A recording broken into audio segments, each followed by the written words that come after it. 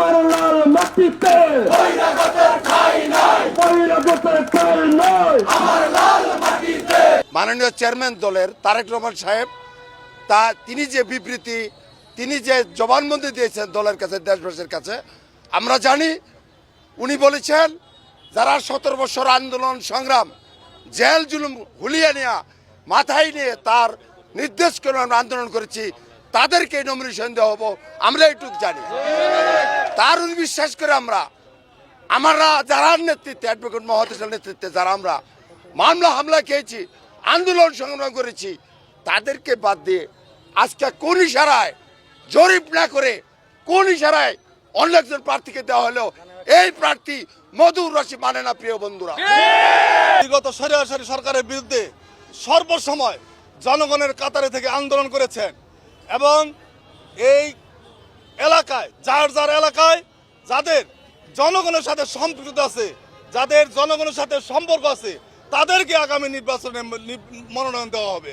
আমরা বুঝতে পারি নাই তারেক রহমান সাহেবের যে কথা, সেই কথার সাথে আমাদের মধুপুরের মাটি ও মানুষের নেতা, আমাদের মধুপুরের স্থানীয় সন্তান অ্যাডভোকেট মোহাম্মদ আলী বিগত 17 বছর স্বৈরাচারী সরকারের সময় আন্দোলন করেছে এবং মাঠে ছিল। আপনাদেরকে জানাতে চাই, আমাদের নেতা বিগত সময়ে 17টি মামলার আসামি এবং উনি 3 বার জেল খেটেছেন। অত্যন্ত দুঃখের সাথে বলতে হয়, কোনো এক কালো হাতের ছায়ায় হয়তোবা কেন্দ্রীয় নেতৃবৃন্দ মধুপুরের বাস্তব অবস্থারা জানে না।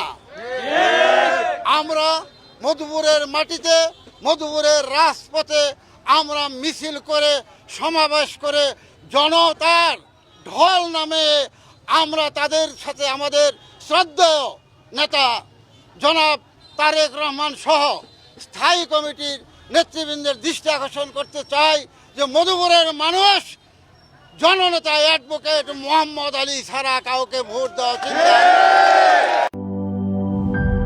নায়াসিনামাইড ও স্যালিসাইলিক সমৃদ্ধ লিলি ফেস ওয়াশ, যা ফেসের ডেড স্কিন সেল দূর করে দেয় দ্বিগুণ ফাস্টার ব্রাইটেনিং।